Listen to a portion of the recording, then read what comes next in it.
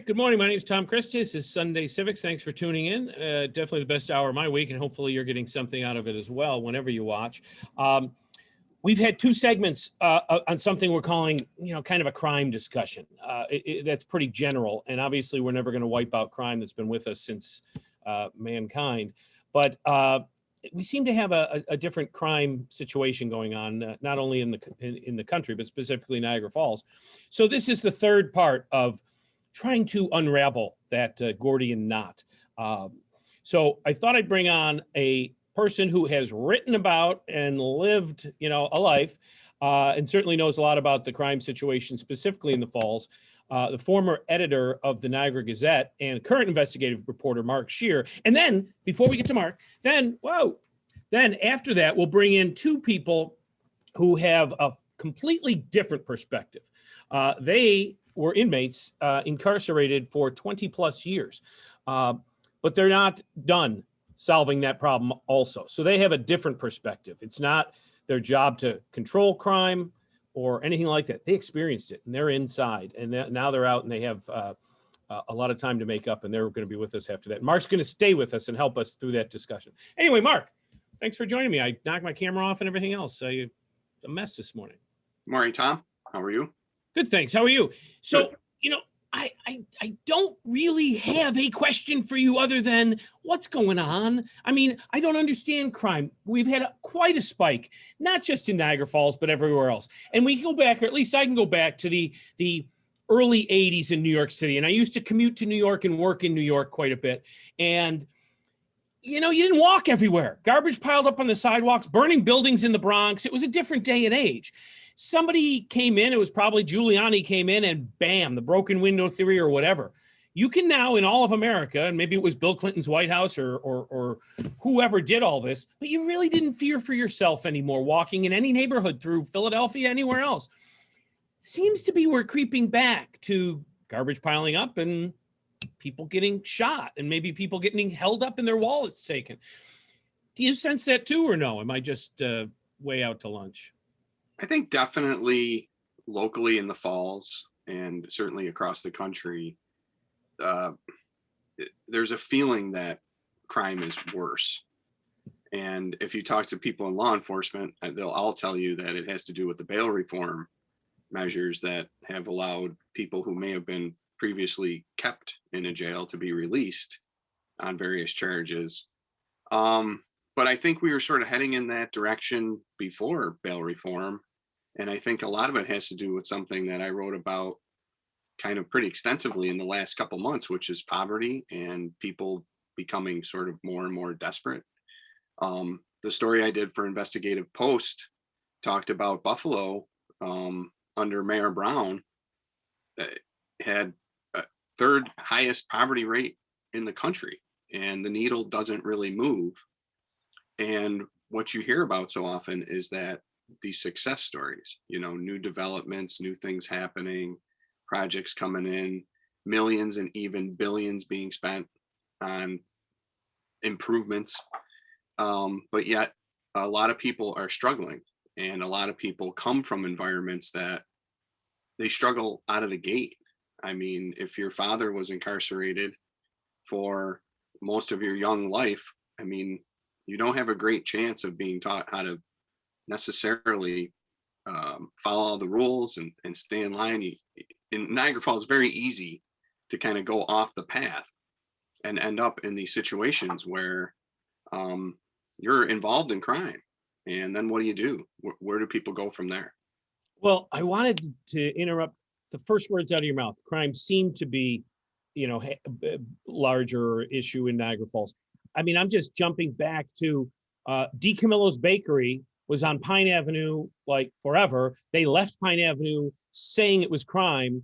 And just a week before that, some little old lady got got punched in the stomach or something and stolen a loaf of bread.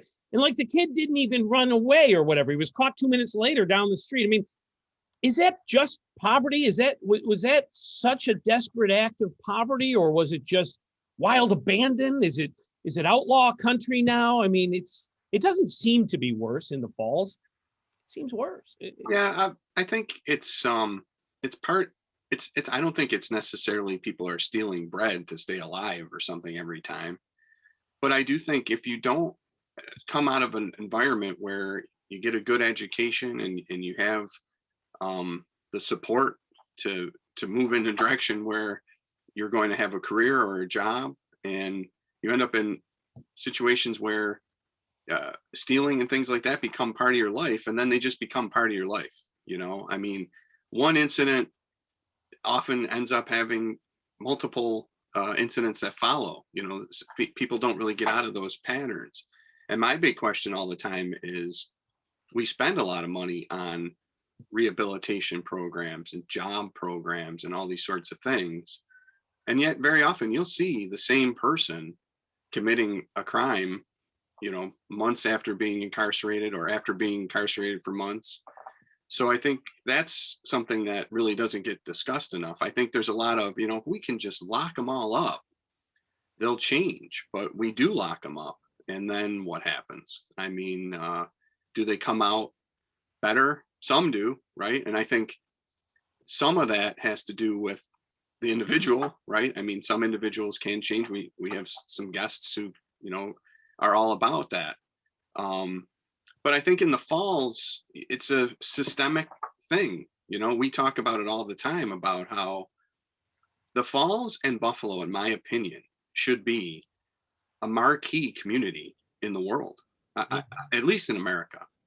I don't think we would have any argument about struggling to keep the Buffalo Bills in Western New York if that's what we want to do with $1 billion.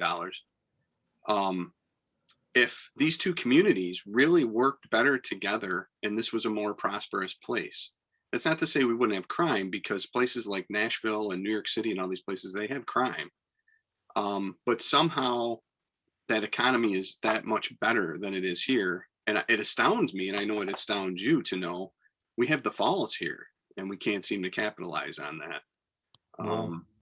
That does seem to be, there's not certain levels of policing, but we have reputations, and it, I don't know if it's true anymore, but when I was, more in the world, there was, you don't go through Kenmore. If the speed limit is 35 and you are 36, they're pulling you over. You don't drive through Depew with a broken headlight, because you're gone, man. They're going to lock you up. Like, that was just the street rumors. And they did. They gave out a lot of tickets. I would think in Niagara Falls, one story of a tourist having their car broken into is worth $10 million of John Percy's advertising money to try and dispel these rumors, right? It would seem to me you want that mentality that Niagara Falls is the safest community on the entire planet. Come here, you will not get hassled.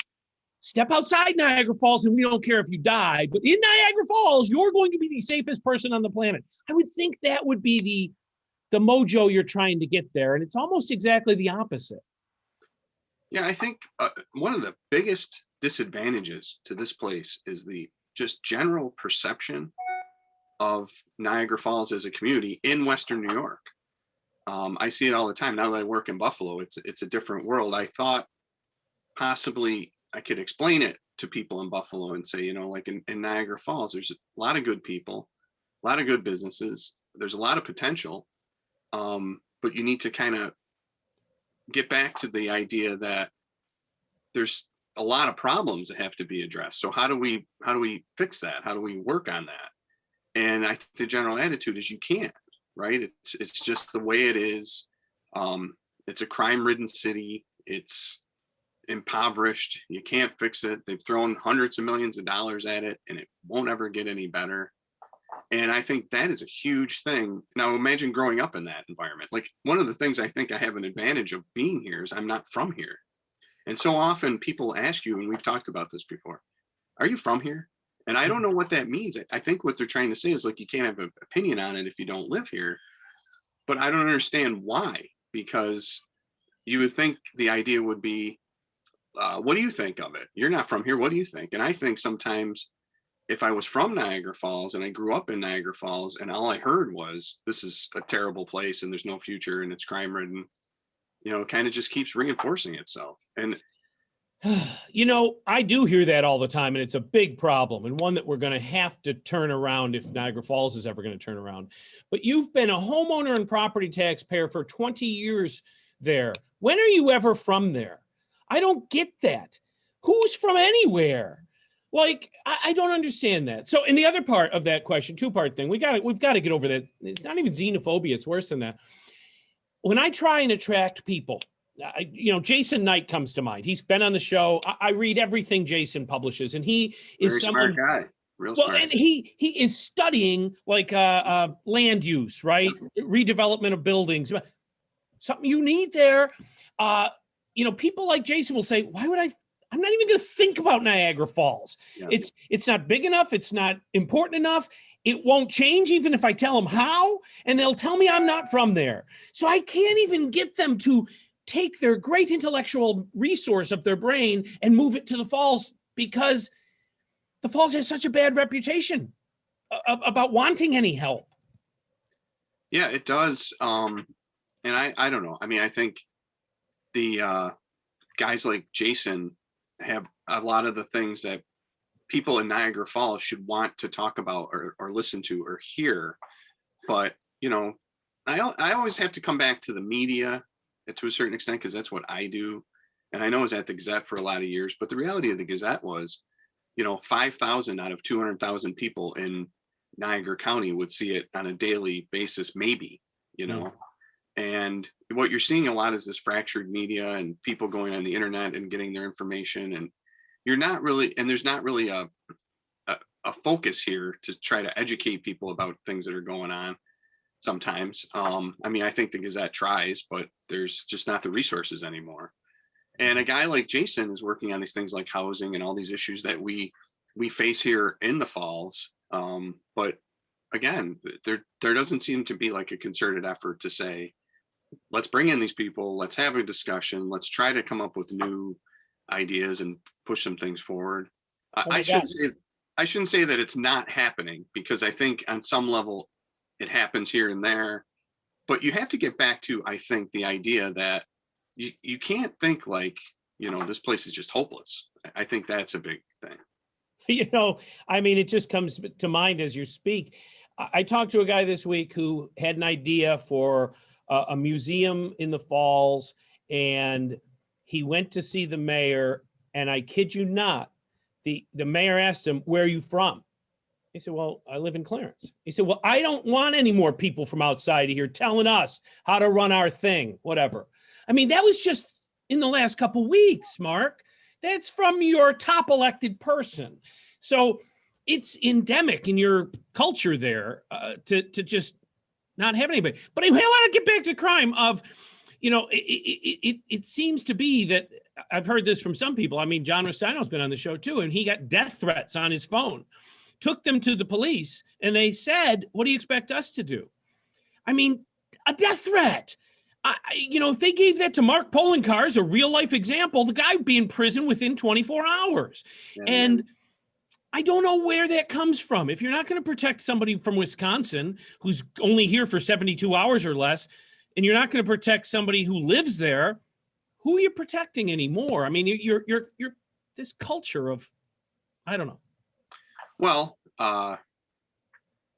who watches the Watchmen? That's always the famous thing. If there's not enough reporting going on about what's happening, you can't really begin to sway public opinion to the point where people take action, right? We've talked about this before. I think these are very sort of simple things I talk about all the time. Snow plowing. We're heading into snow plowing season. Very often on my street in LaSalle, people are shoveling their streets because they can't get out. That's been past practice, and I don't know what it has to do with exactly. Is it lack of equipment, lack of people, lack of resources? We hear about lack of resources all the time.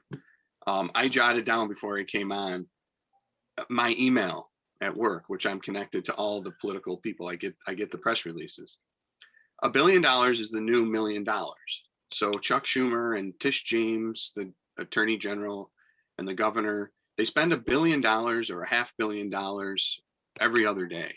And I sometimes wish regular people were getting these alerts that I get, because they would know then that this money thing is probably nonsense, and to a certain extent. In other words, it's not really a matter of resources necessarily. There's tons of money. the governor just announced a couple weeks ago, $450 million for tourism. They're going to give 36,000 displaced or impacted tourism workers, I don't know who exactly gets this money, $2,700 each. And where did that money come from? I mean, as a reporter, I would ask these questions and follow it, but there's so many of these stories to do.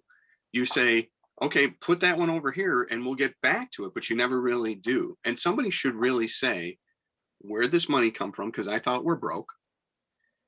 How much of it will impact Niagara Falls, which is arguably, next to New York City, the biggest tourism community there is? And what will it do if we spend it? Because if Niagara Falls gets 50 million, 100 million, 150 million in tourism money, theoretically, that should help the economy, which should address poverty, which should reduce crime. That's how I understand it. Maybe I'm wrong. Yeah, but right now, if I told you how much money is Niagara Falls getting out of this, I'm not really sure. I mean, I don't know how many Niagara Falls workers would get this money. I saw that press release and it was, you know, you can tell when something's slapped together. I literally mean slapped together because they leave the like internal comments on the external document. So there were quotes from like 72 different people. Like, pick who you want. It's a smorgasbord. We don't have to do an interview with the newspaper. Here's all of our notes. We'll throw it all at you. There wasn't 72, but there had to be 30. There was 27. One. There was 27. I counted. And the reason I counted because I wanted from the Falls though, right? But none from the Falls, but 27 people on a press release about $450 million. Probably 20 of them are public officials. Add up their salaries. Not to say that people shouldn't get paid money, but again, there is money. And this is money for tourism, which is supposed to be our thing. Now, I want to go back to crime for a minute. Tish James, she's the attorney general. The state of New York successfully sued the opioid companies, and they received a $1.1 billion settlement. And I might be wrong about the figures, but there's $1 billion for this. Where does it go? Does it get to families who have addicted kids? Who commits a lot of crimes, by the way? A lot of crimes are committed by people with addiction issues, which is something we don't overlook it. Everybody talks about it today, but it's not something that goes away. It's not something where you take a pill and suddenly you stop committing crimes or you stop being an addict. There are people who go successfully through programs, 12 years, 15 years later, they relapse, and then they're down a different path, and they do become desperate, and they do start doing things they might not ordinarily do. And when they're in a situation where they're before a judge, and we're supposed to have these programs. When you go to jail, I would assume if you have a drug addiction, you get a treatment program. How effective is it? If we keep rearresting the same people, and they keep coming out and doing the same thing, and we keep spending money on those same programs that aren't working, who's to blame? The guy who robbed DiCamillo's? I mean, yeah, obviously it's his fault, but we are actually spending a lot of money and devoting a lot of resources to address an issue that maybe it's just not working. What we're doing, I guess, is what I would say. You know what we're jumping all over the place, of course, but you know what's really fascinating when I speak to you sometimes is that you do get every press release that goes out over the whole state. So when you get the one that says... Not after the show airs, because they'll cut me off. They won't want me to tell everybody there's money. I wish they were that organized to cut you off. They don't know you're on. They'd have cut you off if they knew about it years ago. So when we get one that says, $10 million to the Pine Avenue, reconstruction, you received 10 others for the Utica Street, for the Baltimore Street, for the, Schenectady Street. You received all of them, and it was just a cut and paste of a change of sentence. Yep. And you frequently add those up to $500,000. I mean, half a billion, $500 million, like every Friday at 4:00. Yep. If I talk to you, there's a $500 million spent. This was when I was still at the Gazette, but when they announced the DRI money, which is the downtown revitalization funds for Niagara Falls, was $10 million. But what was interesting to me is that day there were 10 of those, I think, or I forget how many. Yeah, I think, or maybe it was 13, I think was the final number. So 13 communities across New York State got $10 million, $130 million. But in Western New York, the reporting and what people know about it is we got $10 million, right? Mhm. And again, this is astounding to me sometimes when I see we're gonna $1 billion coming for Great Lakes restoration through, that was a Senator Schumer announcement, $1 billion. I was at a press conference earlier this year where he announced $1 billion for water cleanup in Western New York. That's $2 billion for cleaning up the water. And my colleague Phil Gambini he just did a story earlier this year about literal poop, right, in the Mhm. water in Buffalo. And what I think what happens with a lot of this money is it doesn't go to people. It goes to in between people. It goes to nonprofits or public agencies. And then, or maybe it's made available through grants, right? So you're supposed to apply for the grants. Do we apply for the grants? Does the money get where, once it gets to this other place, does it get where it needs to go to fix the problem? Some things do get fixed, right? I mean, it's not like they don't fix things, right? The infrastructure bill will result in new bridges and roads and things that we need, and that will be a good thing. But I think the monitoring is kind of gone when you don't have an active press, right? I mean, it's hard to tell. There's only a few of us around. I mean, I shouldn't say there's only a few of us around, but it's as an entity, we're easily distracted by, as you said this morning, the Beatles documentary is coming out, and some reporter in Western New York will do a story about that because, Mhm. not that people don't care about the Beatles, but You know, um, a guy who's been on the show a couple of times and a good friend, Dave Pfaff. I love the saying, all of us are smarter than any of us. I really do. I'm going to live my whole life with that saying. But he's given me another one that he doesn't even know he's given me, but he is frequently saying when he talks to somebody, hey, this isn't that hard. He'll explain to a client, guys, this isn't that difficult. And I feel like that's as equally as important as all of us are smarter than any of us. Not everything is all that difficult to do. Now, I will say the topic of this discussion, crime, is all that difficult because crime is a person-to-person business. It just is. People create it. People try and stop it. It isn't an earthquake or a tsunami or a rainstorm or a snowstorm. Crime is just people to people, and I don't know how we stop people to people. It's been around it's since. Mr. Rogers. It's Mr. Rogers. I saw the Mr. Rogers movie. It's life changing. I don't know if anybody's ever saw it, but I wasn't a big Mr. Rogers fan when I was a kid. But I've been reading up on him quite a bit lately and it sounds dumb, but his general philosophy was like we should love our kids and we should try to be nice to one another. And it sounds very cliched and whatever, and Frank Capra, like we talk about. But when people have addiction problems and they go into courtrooms and they deal with lawyers and then they go to jail, most of the time, all that is about you're a terrible person, you did a terrible thing, now rot. Mm-hmm. And what has it gotten us? Because, and again, some people cannot be rehabilitated, and some people, even when you try to love them, will continue to do terrible things, and that's a hard reality to face. Yeah. But there should be now. I've just complained about a lot of public money going to lots of things, but I will say this: Tish James announced recently that the head of an organization called Save the Michaels, which I happen to think does really good work with addicts, is going to be on the panel to decide what we do with our settlement money. And I think that's a very good thing because I can't think of the guy's name right now, but the guy who started that lost a son to addiction and is very dedicated, and they do, I think, good work.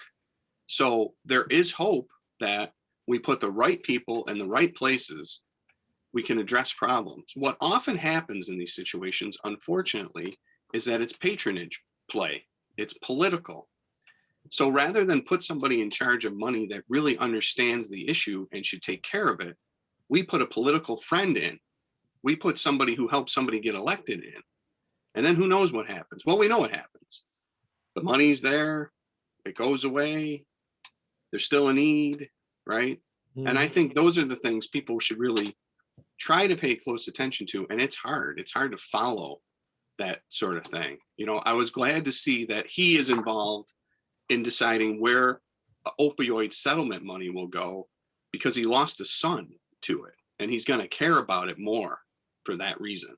So put him in charge of it. I hope.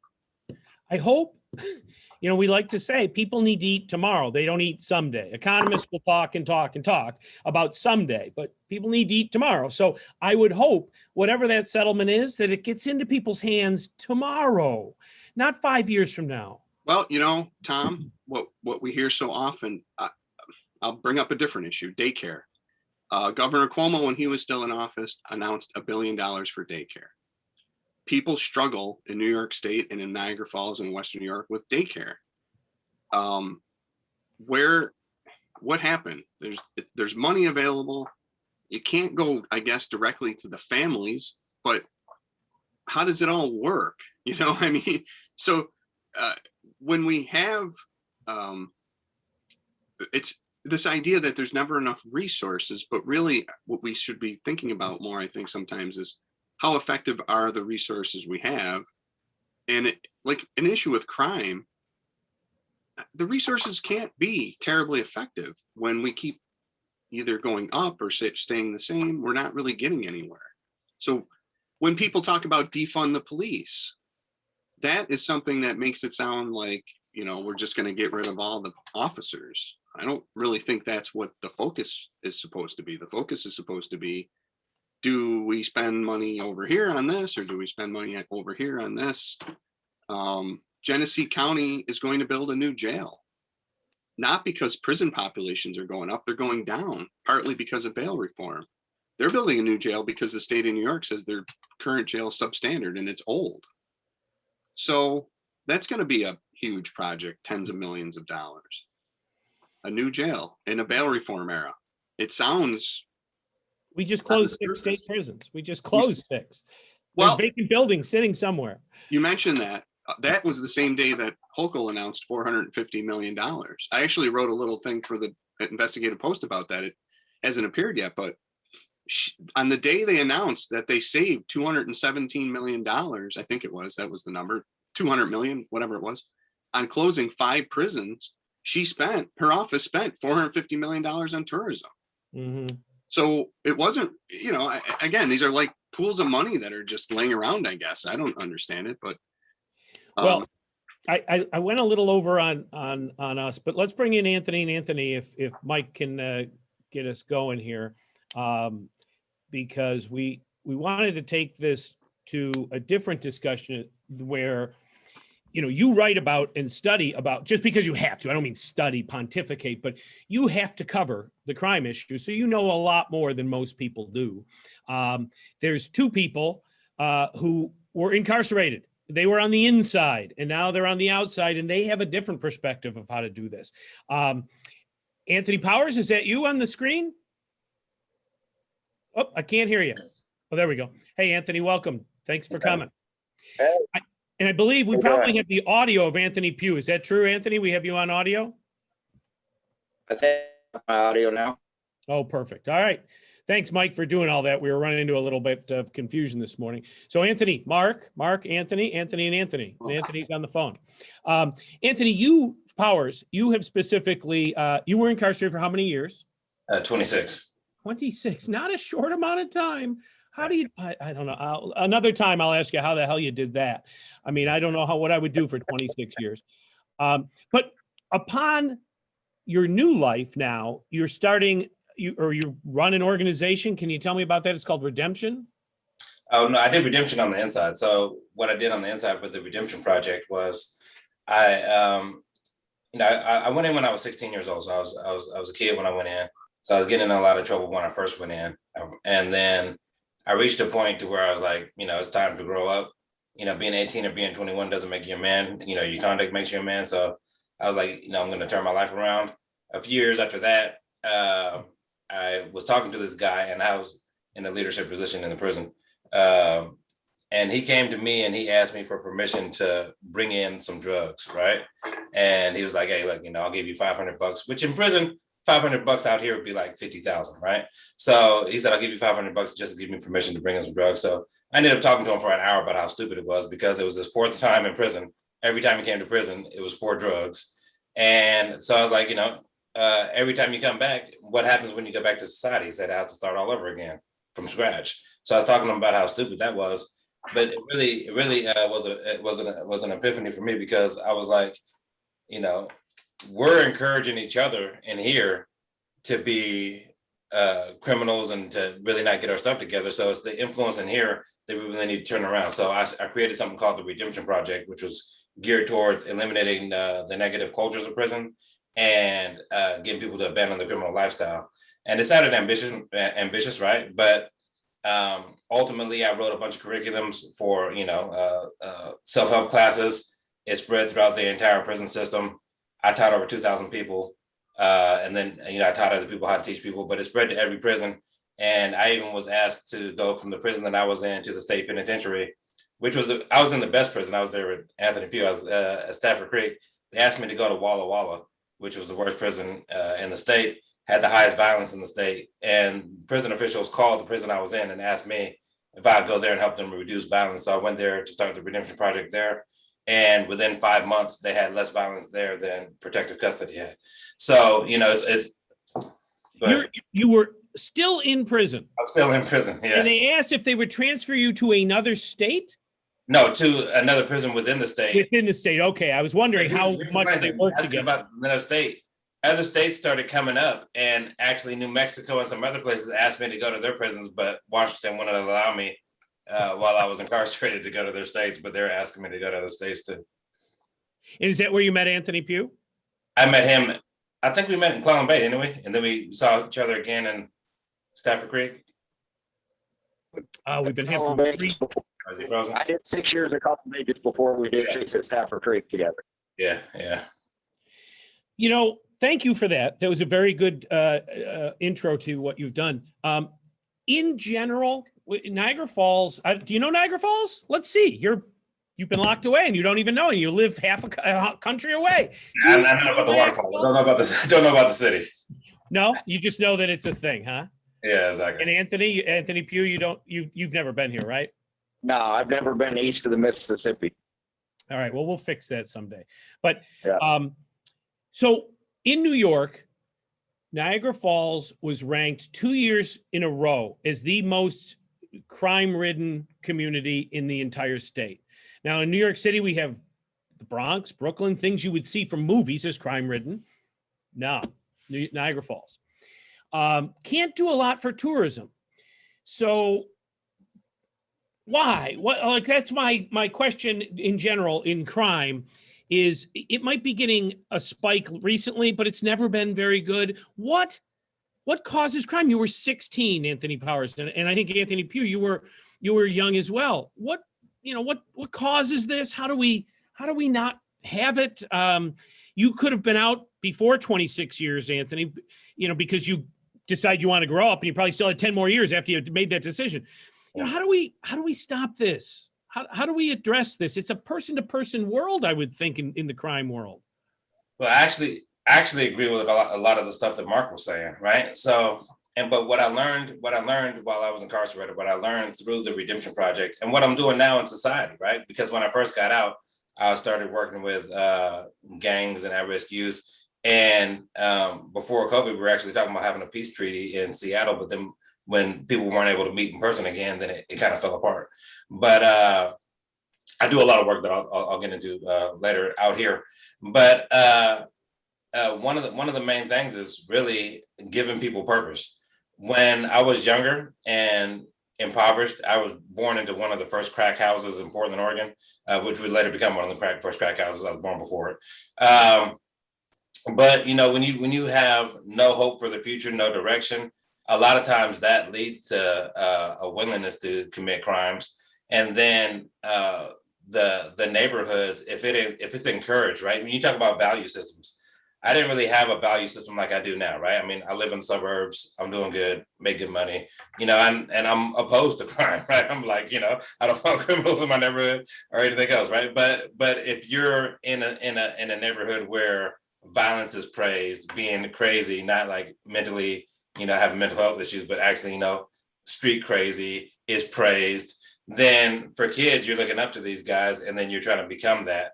And then, it just encourages the criminal lifestyle. But as time has gone on, what I've noticed more and more is that drugs have become more prevalent, and they've become more of a norm. Even when I was younger, doing drugs was a social stigma, right? So, like somebody smoked crack, you're crackhead, nobody wanted to, but nowadays the kids, everybody's doing pills, everybody's doing something, and it's something that really needs to be addressed. I really like the Portuguese model, to where they didn't legalize drugs, but they decriminalized drugs, to where police officers could take the drugs if they found, and then offer free treatment, right? So you're not spending billions of dollars incarcerating people for it, but you're able to take the drugs from them and then offer them free treatment.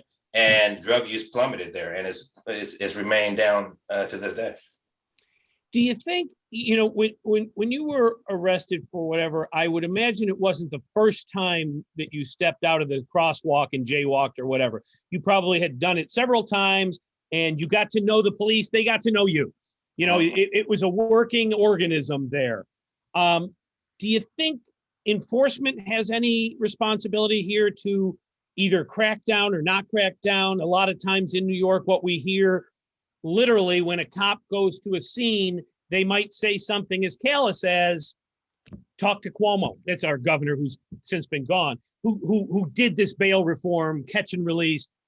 Call him, call the governor, and they don't arrest you, or they don't stop it. Maybe it was domestic violence and it's going to happen again. But the cop's answer is, tell the governor. I mean, do you find that maybe, the police are some of the equation here as well? I think they can be some of the equation, but I think we need to find a way as a society to bridge this gap with police officers and people in the community, right? Yes. How? Yes, I want to do that. Carve that in marble. Carve that in marble, please, and send it to me. Well, they'll be heavy. Exactly. How do we do that? Yeah, I mean, I think the other Anthony's out there, jumping around. Sorry, your connection's so bad, but I don't want to leave the other Anthony out of it. But that's exactly what I want to know. And Mark too. How do we get there? Police chiefs. We need to get the police chiefs together with people like Anthony and me and Brady and Carlton Daniels and Gerald Hickson. Put together guys like us to go talk to these people to start developing a communication level. Right now, it is literally just a split line. Okay. Let me keep going to real and normative, right? What we wish would happen and what really happens. So on this show, I cannot get the police chief for the city of Niagara Falls, the most crime-ridden city in the entire state of New York. I cannot get him to come on and talk until he gets approval. I've talked to him. He will, until he gets approval from a public relations worker in the mayor's office. That person does not return any phone calls. So I can't put you two together. Now, the county sheriff doesn't have that problem. He came on the show. I could put you two together. So, I mean, why would public officials who get paid to address this stop and not speak? Like, I can't even get the two of you together. How do I overcome that? I know. I have no idea. Dead air. Can I say one thing about that? Mark, tell me how I can get in there. Well, I think that what you have very often is politics. And politics is not reality. Politics is, let me play to my base. Let me ignite people and get them fighting with one another and keep them fighting with one another, so that hopefully more than 50% of these people over here who believe this vote for me and I win. And that's what the problem comes down to a lot, especially with law enforcement and crime issues. These two gentlemen here are coming from a perspective of having lived it. Why wouldn't the police want to deal with that or talk to them? And maybe privately, many of them do or would. But when you're in office and you're running for office and the perspective is, we need to be tough on crime or those sorts of things, that's where you have the disconnect. And like I said before, drugs. We never talk about drugs in this community. We do. People do who've experienced it. And I mentioned Save the Michaels. When you lose a son to drugs, you start talking about it, and you don't have the stigma about it, and you don't have the embarrassment about it, right? Nobody's going to talk about that. And you are able to go to public officials and say, this is how it's going. This is what's really happening. Now it's on those public officials to help change the conversation, but they won't if, again, politically it doesn't work for them. And that is a sad testament. And that's where we're at. And that's sort of gotten worse. Like at the national level, I think it's as bad as it's ever been. So, Mark, you know the local situation, and you know the crime situation, and you know the drug situation, and now you know these two guys. Do you think there's any hope that we could spend some time working to put these people together, local with these and others? I'm sure there's more. These two guys aren't unique, but do you think we could do that? all things are possible, and we have to do it. I mean, we have to do it. What choice we have, we have to do it, because a lot of times, and the first Anthony said he was born into this in a sense. And not just dozens or something, but right here in Western New York, possibly thousands are being born into this all the time. How do you cope when you're a little kid? Mr. Rogers, right? You know, like Mr. Rogers he might not even be able to help some of these kids. They're in such traumatic situations. Yeah. And political people really should start being held to that account. Listen, I don't want to hear about statistics and everything like that. Let's just talk about human beings. I mean, I can't, if I go to a prison and they hand me a bologna sandwich every day, 3 times a day. And again, no one wants to spend any money on any of this because there's no money. So we have to be conservative with our money. I don't know about that, but I don't know. And again, I feel like the conversation does not really get going in this direction a lot of times. Like in Western New York, you know, there's a lot of people here who are going to pander to a certain base, and that base is hard to reach on these issues because they're not dealing with it on a level that a lot of us living in a city like Niagara Falls deal with it. They don't see the addiction. They don't see the crime. It doesn't hit them right on their front door. It hasn't yet impacted their kid or their grandkid. And those are the things that people, it's once you see it, once you have those experiences, that changes how you look at things, and it makes you want to be more active about it. Yeah. And the problem is when you do, the thing is, you're a victim of your child dying from abuse, you're a victim of crime. Yeah, you become involved, but become more involved. Took them away and throw them away forever. I don't ever want to see their face again. True, very true. That's what happens when you start becoming involved, because you were in it, because you actually became a victim of crime. That's very and there's where a lot of the disconnect becomes. Is no matter what the issue is, 95% of people that go to prison are going to come out and become your neighbors. What kind of neighbor do you want? Do you want a neighbor like Anthony, or do you want a neighbor that is going to come out and do another crime? Yeah. Well, so how are you going to treat them while they're inside? On top of, how do you treat them before they even go in? Because when you get people that are personally involved with crime, all they care about is throwing away the key. Yeah. But you know, what also bothers me sometimes though is, like, all the people that you lived with for 26 years in prison were probably street crimes and such. It probably wasn't somebody who passed petitions and got illegal signatures, right? Or it probably wasn't the Pfizer chemical company, or the Sacklers weren't your neighbors in prison. And it seems like, just keeping it simple for me, you know, Elvis and Michael Jackson died when they got professional doctors to prescribe them medicine. Keith Richards is still going when he buys it on the street from a crackhead. You know, so it seems like drugs have changed too, and that crime is only a certain crime, street crime. You know, Niagara Falls, the large proportion of the 23 murders, I think, are African Americans. You know, so I mean, it's a certain crime we pay attention to, not all crime. I don't want to go here, but the guy in Wisconsin just, you know, gunned down people, hunted them, and he was released. We have a rape trial going on, just concluded in Lewiston, in New York, which Mark can talk about, but the judge just let him go. I mean, just nobody agrees with this, but kid's gone. it seems like that's a problem as well. What we're prosecuting, what is a crime? Is that part of do you guys feel frustrated at that you, not that you were picked on, but I mean, there's a lot of criminals out there who wear coats and ties, right? And go to, get driven to work in a limo. It's actually one of the things that I'm doing out here in society. So I'm an executive director of American Equity and Justice Group. So you can find that at AmericanEquityAndJusticeGroup.org. It's a project that I've been working on with a lot of people from Microsoft. We started off with about 40-something people, and it increased from there. But we also have a lot of people from the criminal justice system. So for the last year plus, we've been doing presentations for everywhere from Harvard to the state Supreme Courts in Washington, Ohio, Michigan. We did over 100 presentations in the last year, right? But it's all about identifying the disparities in the criminal justice system and, trying to work towards a criminal justice system that is fair and equitable and effective, and not just biased towards, people based off gender, race, or age, or socioeconomic status. So it's one of the big pushes that I've been doing out here, and I got a lot of major players, actually becoming part of the solution, because a lot of people really want a more effective system, and a lot of people are getting on board with it. Now, has that bear fruit?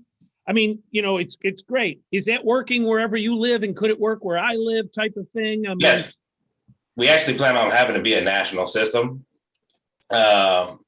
So I know here in Washington, where we built out the prototype, they had a state Supreme Court decision. It was about drug possession, where they said that the state laws geared around drug possession are unconstitutional according to the Washington State Constitution.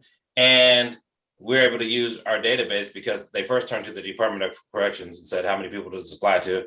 They said it was like 100.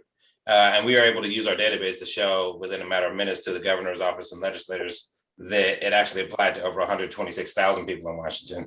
So, it brings that transparency to where people who, for whatever reason, political or whatever, because, like you're talking about, they want to go back and be tough on crime, they give false numbers, or they give false data, or they give false stuff to the public, and the public doesn't have any true reflection of what's going on in society. So that, when things are more transparent, then you can hold state officials more accountable, and then they're forced to make those changes. We have a problem, and Mark and I were discussing it before, of you're not from here. I don't know if you run into that in your world. It's probably universal. Nobody, everybody's tribal, right? But we really have that. You don't know me. We'll get to know each other now. But my whole focus is that, a society can be built. A city stands for something, but it also is just for those people that live there, so they can keep you out. So Niagara Falls is not Walla Walla or whatever. It is Niagara goddamn Falls. I mean, it should be Singapore, or it should be a huge attraction. Why? Because it would throw off wealth for everybody. There'd be jobs and tax money and everything, right? So my whole thing is, okay, for the rest of my life, I'm going to wonder about why things happen this way in this one place, and see if we can turn that around and build. Get other people to build, because everybody's smarter than, all of us are smarter than any of us. I don't know how to do it. That's why I'm talking to people like Mark and you guys.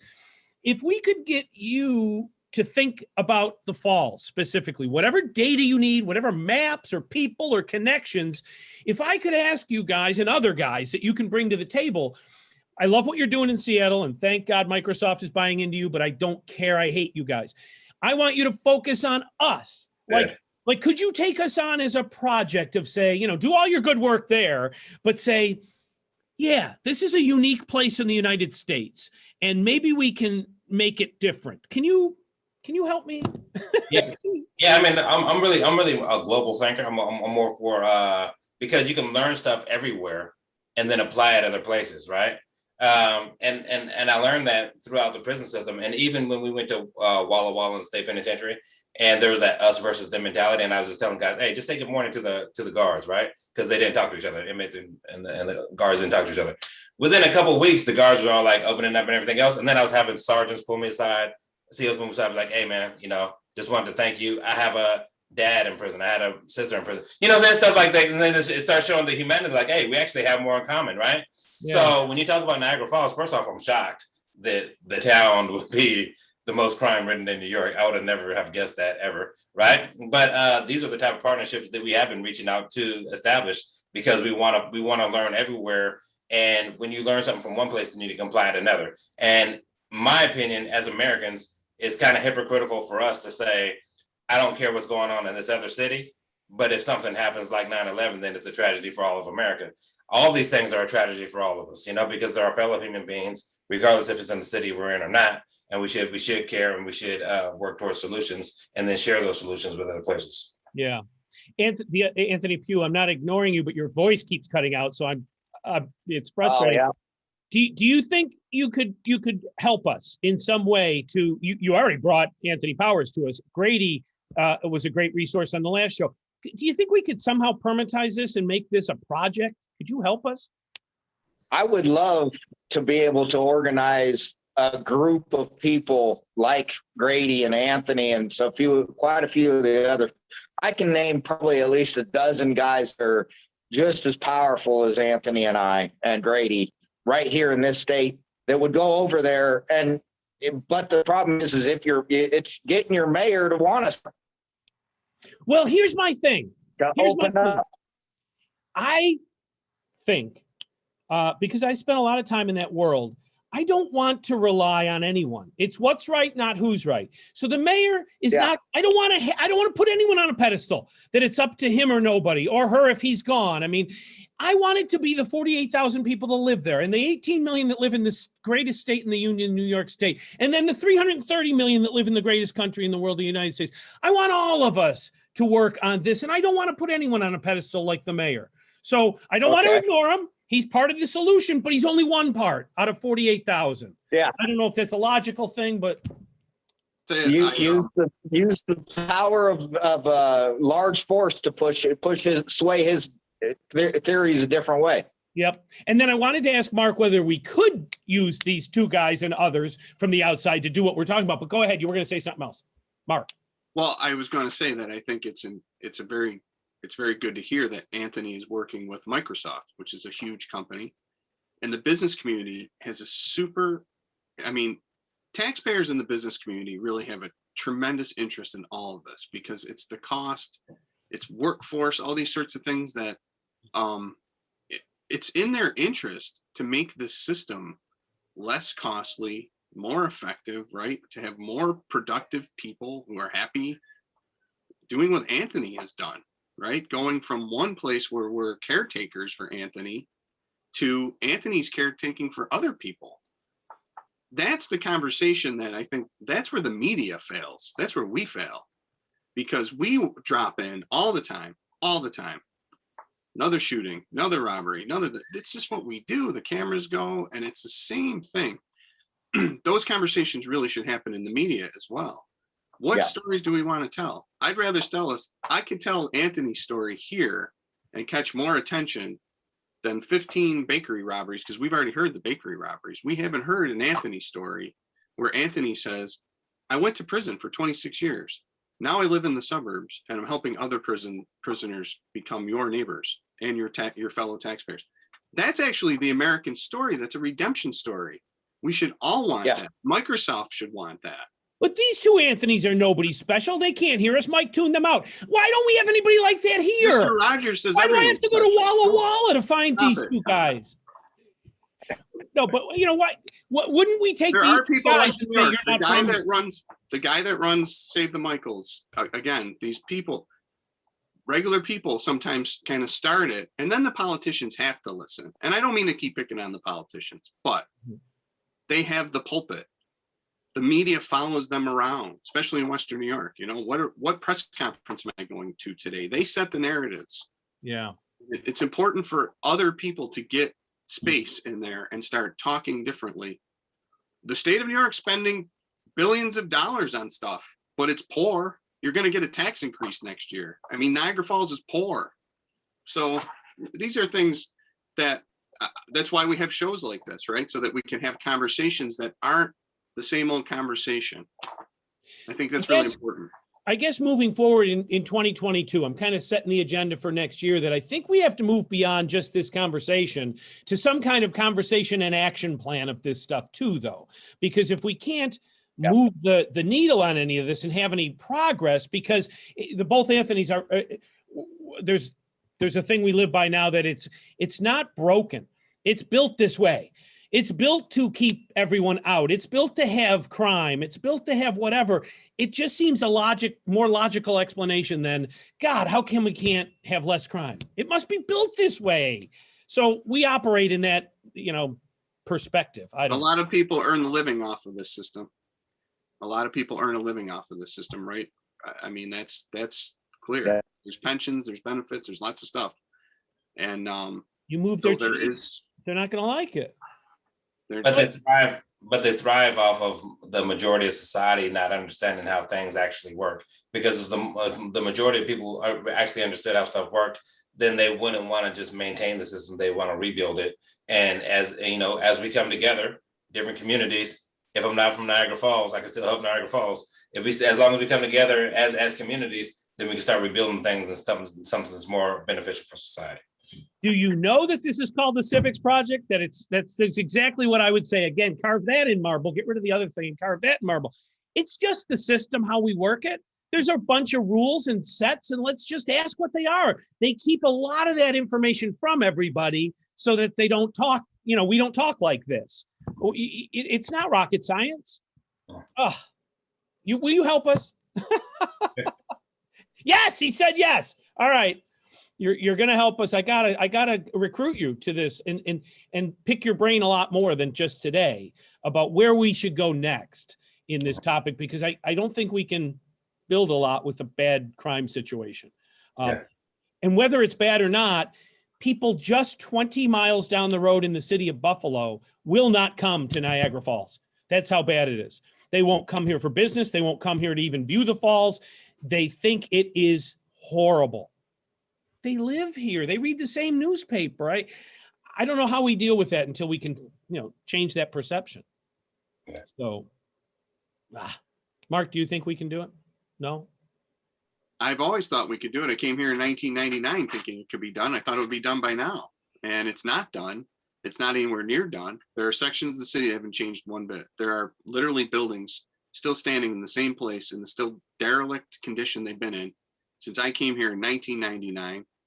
And it should be a national tragedy, a national outrage. I say it all the time. Tom, you've heard me say it a million times. A national tragedy, Niagara Falls. But there are a lot of cities that fall in the category of national tragedy now. My grandparents, my grandmother especially, would never allow this. A child of the Great Depression, went through World War II, the whole thing. We should be embarrassed by what we've let happen to a lot of sections of this country, including Niagara Falls.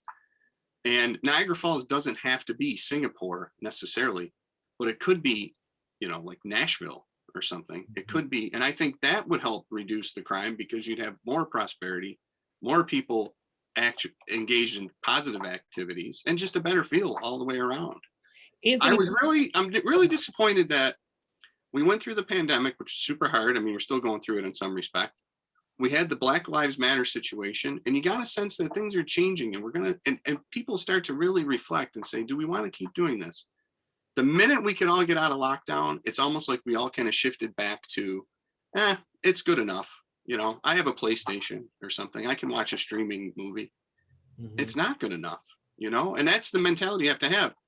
And we can talk to one another. Anthony is a human being who went through something that I don't understand, that I should try to understand, instead of shutting the door and saying no.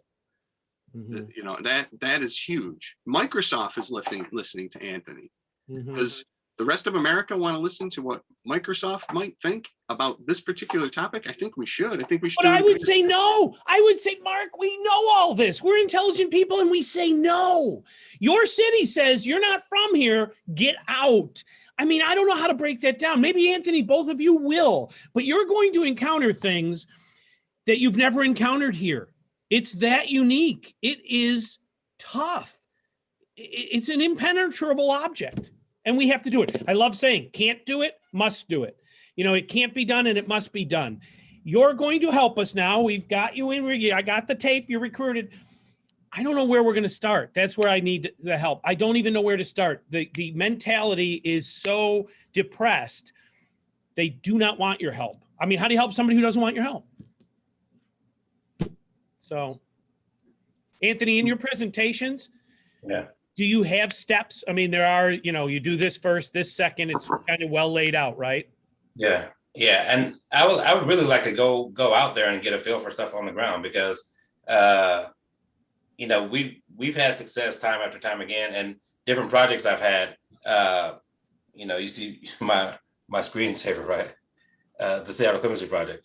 That's actually I built out a statewide reentry system for the Seattle Chemistry project, right?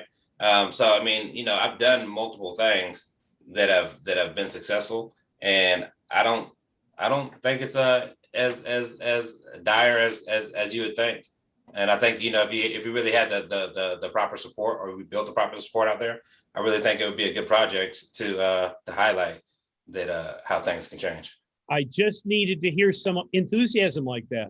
I mean, this is why we're talking. And I don't even say that kind of facetiously. When Mark and I talk, we're from here and we talk ourselves into a depression. Yeah. And, to have somebody else, you talk us out of that depression. I mean, that's as little as it takes. I hate to say it, that alone made me feel better today. And feeling about something is everything. I don't know. All right. I don't know. It's good meeting you guys. Yep. Anthony, I'm sorry we didn't get much of you, Anthony Pugh, because of the audio and video. When you're back home and have a solid connection, because you're traveling today, you'll come back and spend time with us? Yeah, we'll definitely do it again, and we'll get some more people, and even more than just Anthony and Grady. And offline, you can connect us all to where we should go next, because I'm actually thinking that with Mark's connection to this Sackler, funding, and the person that is in charge of this, we need to reach out to that organization for this organization. If they're thinking what would help, how to spend their money, maybe we're part of it. Offline, I'd love to organize a flyover with Anthony and I and a few others to see what's going on over there.